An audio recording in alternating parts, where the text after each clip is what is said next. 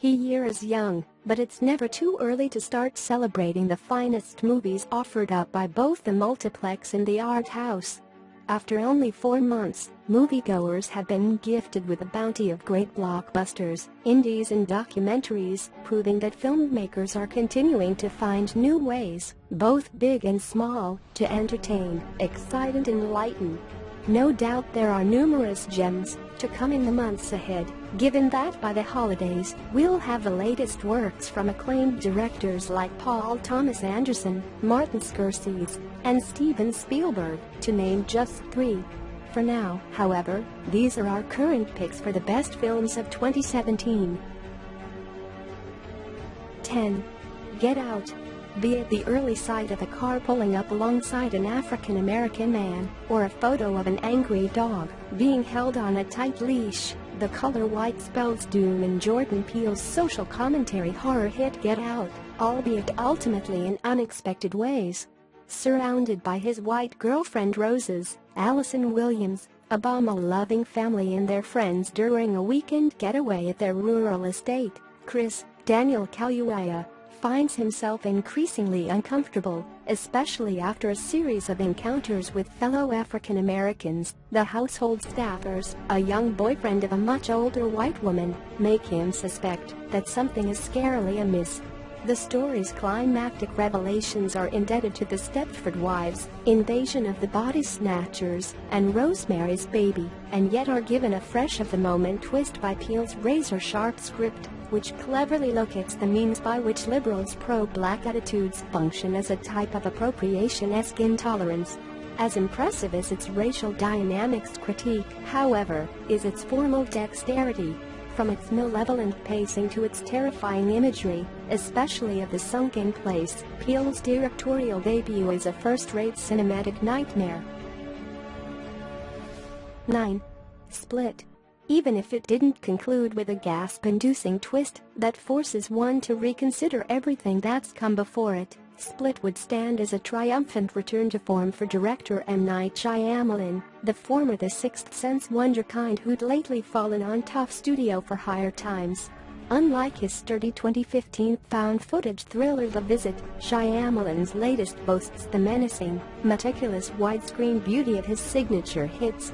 Here, his sinister style is used in service of a story about 3 young girls, Anya Taylor-Joy, Haley Lou Richardson, and Jessica Sula, who are kidnapped by James McAvoy's Kevin, and then learn that they actually have many captors, considering that Kevin boasts 23 distinct personalities.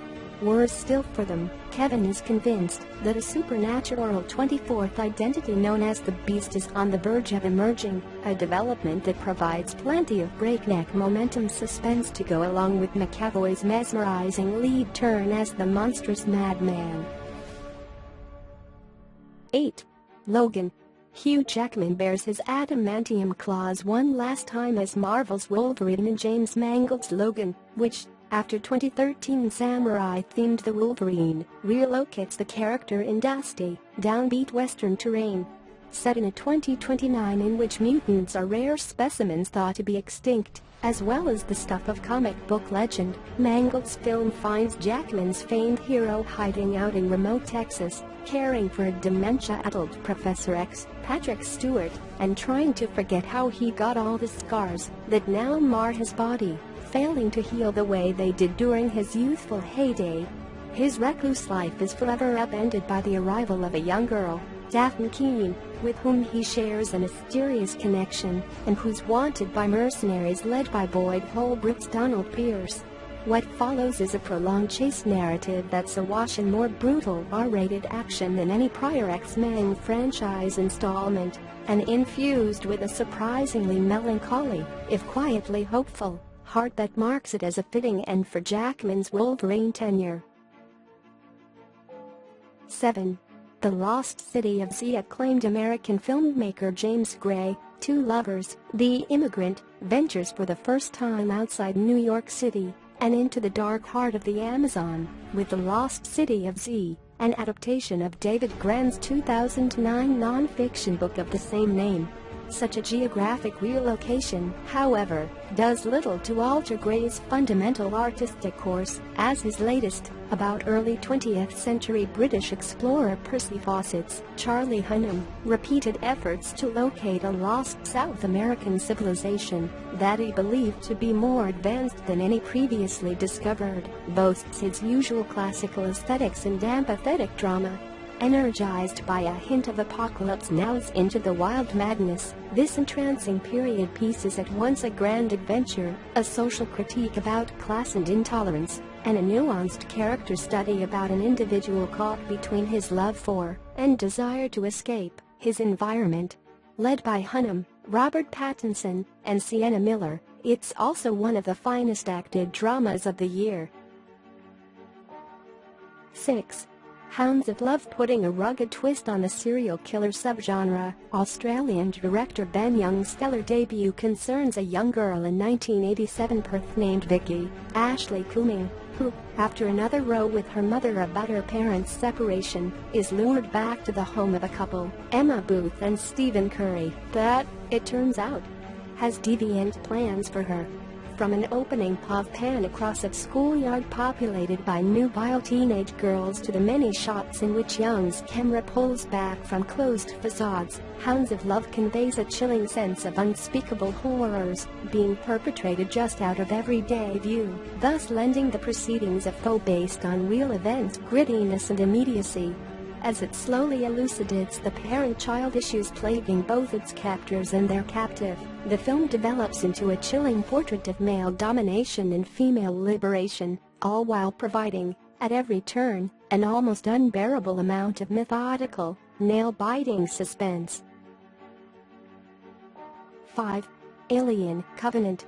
Blending the body horror of his 1979 Alien, the gung-ho combat of James Cameron's 1986 sequel Aliens, and the philosophical grandiosity of his 2012 prequel Prometheus, not to mention the man and machine musings of his 1982 Blade Runner, Ridley Scott delivers a biblically scaled interstellar nightmare with Alien Covenant. Scott's latest spends its first hour setting up a familiar battle between human colonists and angry xenomorphs, after the former decide to investigate a mysterious distress signal from a nearby planet. Yet after expertly going through the tried and true monster movie motions, the director then shifts gears by turning his prime attention to Michael Fassbender's android David, who, it turns out, is an inhabitant of this ancient world. Face-huggers, backbursters, mecha-doppelgangers and the most narcissistic homoerotic sequence in sci-fi history soon follow, with the action immaculately designed for suspense, scares and sly sinister humor. At once a thrilling blockbuster spectacle, and an inventive expansion of the franchise's core themes, it's the rare prequel to truly justify its existence. 4. I Called Him Morgan. Lee Morgan was one of the mid-century jazz scene's brightest lights, until his life was cut tragically short, when his wife Helen fatally gunned him down in a New York City nightclub on the snowy night of February 18, 1972. Using copious archival footage, newly recorded interviews with friends and collaborators, and, most illuminating of all, a tape-recorded 1996 interview with Helen made 1 month before her death, Casper Collins' transfixing documentary I Called Him Morgan recounts this sad real-life saga as 2 separate stories, Lee's and Helen's, that eventually dovetailed, intertwined, and then combusted in horrific fashion. Abandonment, drug abuse and betrayal all factor into this sorrowful equation, as Colin assuredly conveys the messy stew of passion, need, ego, loneliness, and fury that eventually begat such a calamity. In doing so, it recognizes the jazzy spirit of Lee and Helen's doomed romance, and, also, the riffing our way forward nature of life itself. 3. The Black Coat's Daughter. Director Osgood Perkins is the son of Norman Bates himself, actor Anthony Perkins, but he proves to be a horror maestro in his own right with The Black Coat's Daughter, a beguiling descent into dark, demonic places that's all the more chilling for refusing to chart a simple straight and narrow course. In upstate New York, Cat, Mad Men's Kiernan Shipka, is left by her parents to spend winter break at her boarding school alongside more popular Rose, Lucy Boynton, Meanwhile, Joan, Emma Roberts, endeavors to hitchhike her way to the school, eventually nabbing a ride with a contentious couple, James Remark and Lauren Holly. What these three girls have to do with each other is a mystery to be unraveled. However, it's ultimately far less important than the overarching air of loss, of parents, of virginity, of adolescence, and grief that consumes them. It eventually becomes clear that all is not right with this institute and its Satan-admiring staff members. Yet what lingers is the pervasive fear of abandonment, all of it encapsulated by Robert's final, unforgettable primal scream. 2. John Wick Chapter 2. Rarely has a film seemed less in need of a sequel than 2014's John Wick, a self-contained bit of action cinema perfection. Nonetheless, John Wick Chapter 2 manages to justify its own existence through a constant barrage of masterful kung fu carnage, with bullets flying at a jaw-dropping rate courtesy of Keanu Reeves' nattily dressed assassin. Director David Leitch's follow-up is a symphonic orgy of frenzied firearm warfare, with violence here depicted as a culinary art form performed by stylish Zen badasses with philosophical souls.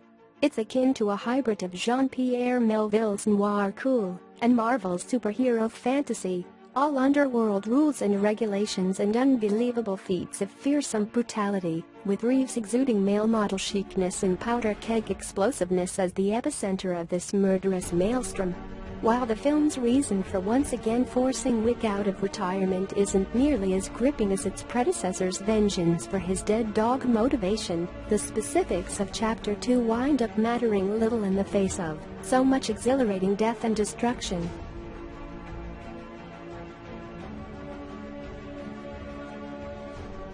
1. I don't feel at home in this world anymore. Suspenseful and hilarious, despondent and optimistic, I Don't Feel at Home in This World Anymore is a masterful genre film, one that immerses itself in the small, painful indignities of everyday life, and then casts the battle against those wrongs as a serio-comic odyssey of sleuthing, heavy metal and nunchucks. After her house is burglarized, Nurse Ruth, Melanie Linsky, partners with rat-tailed martial arts-loving neighbor Tony, Elijah Wood, to recover her stolen belongings. Their ensuing black comedy adventure is grimy, bloody, and ridiculous, as director Macon Blair, best known for his performances in Jeremy Saulnier's Blue Ruin and Green Room, pitches his material as an absurdist neo-noir saga about combating existential despair. Courtesy of a great Lansky performance that's equal parts miserable and furious, I Don't Feel at Home in This World Anymore, which won the Grand Jury Prize at Sundance, before premiering exclusively on Netflix, finds humor and horror in the notion that not everyone is an asshole, and then locates hope in the closing note idea that, rather than worrying about them, life is best spent in the company of those precious few who aren't.